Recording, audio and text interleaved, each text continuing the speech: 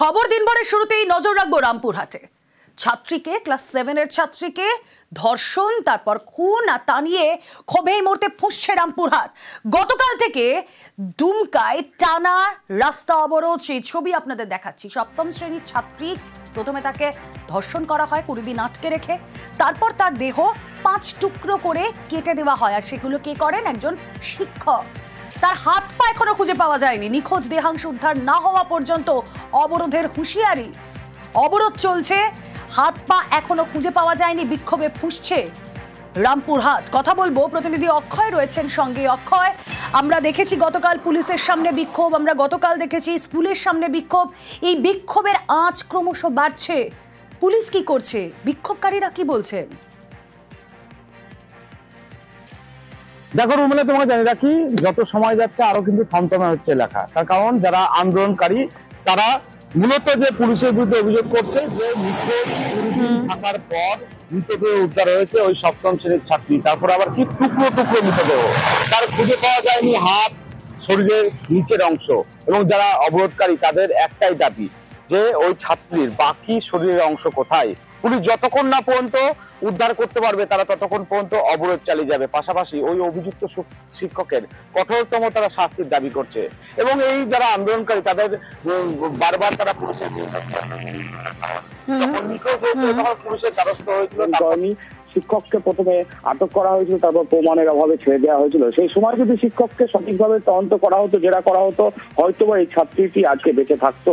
এবং এই যে ছাত্রীর দেহ অংশের বিভিন্ন পার্ট এখনো উদ্ধার হয়নি, যতক্ষণ না পর্যন্ত উদ্ধার করতে পারছে পুলিশ ততক্ষণ পর্যন্ত এই রামপুরহাট দুমকা রাস্তা তারা কিন্তু অবরোধ চালিয়ে যাবে, তেমনটাই হুঁশিয়ারি দিচ্ছে। বেশ অক্ষয়, রামপুরহাটে আদিবাসী ছাত্রীকে ধর্ষণ খুনের ঘটনা, যে কথা কিছুক্ষণ আগেও বলছিলাম, স্কুলের গেটে তুলকালাম, অভিভাবকদের তুমুল বিক্ষোভ, পুলিশের সামনেই প্রধান শিক্ষককে বেধড়ক মার, দীর্ঘক্ষণ ধরে চলে রাস্তা অবরোধ।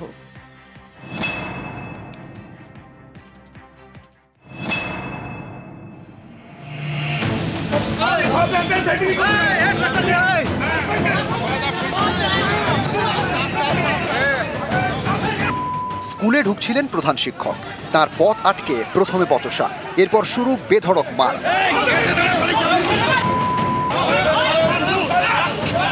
পুলিশের সামনে প্রধান শিক্ষককে চড় ঘুষি।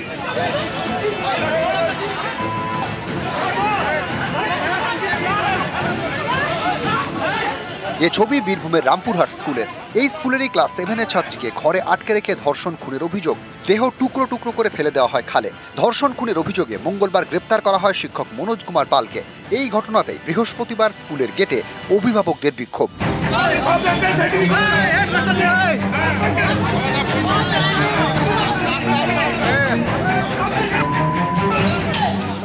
প্রধান শিক্ষককে এলো পাথারি মার, তাকে বাঁচাতে এগিয়ে যায় পুলিশ, শুরু হয় টানা হেঁচড়া।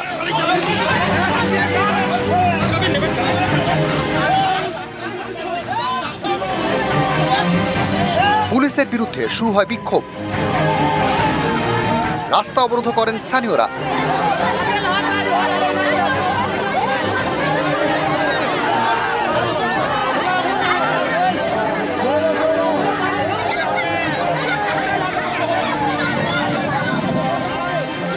অভিভাবকদের বক্তব্য, ক্লাস 7-এর ছাত্রীটি 28শে অগস্ট থেকে নিখোঁজ ছিল।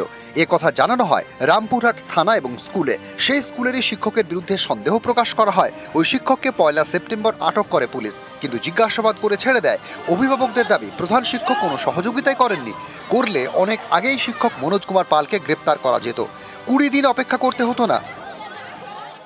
আমাদেরকে বডিটা দিয়েছে, আমাদের কিনা আমরা জানি না, কিন্তু আমাদের মেয়ে হারিয়ে গেছে। আমরা চাই হাত পা পাইনি, শুধু মাথাটা পেয়েছি। আর সিবিআই তদন্ত যেন হয়, আমরা সিবিআই যাই লব, আমার সিবিআই এখন চাই আর ওনার ফাঁসি চাই।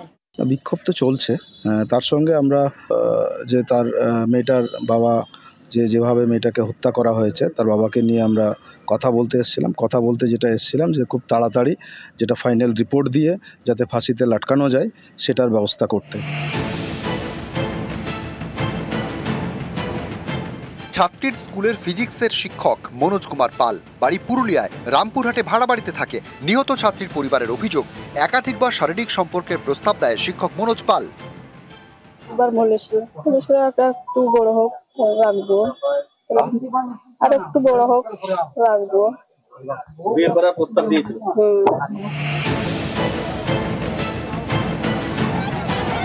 28 অগস্ট থেকে ছাত্রী নিখোঁজ। পরিবার অভিযোগ জানায় রামপুরহাট থানায়।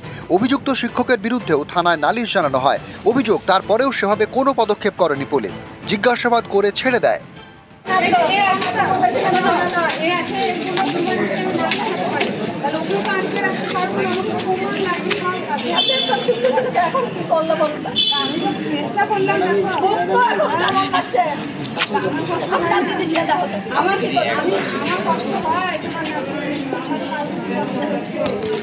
আমি দিন নাই রাত নাই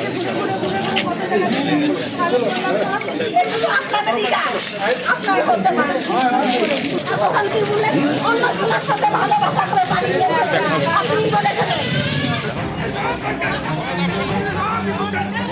পুলিশের বিরুদ্ধে তদন্তে গাফিলতির অভিযোগে সরব। প্রধান শিক্ষকের ভূমিকাতেও ক্ষোভ, তাই স্কুলে বিক্ষোভ। পুলিশের সামনে প্রধান শিক্ষককে মার। রামপুরহাট থেকে অক্ষয় ধীবর, নিউজ 18 বাংলা।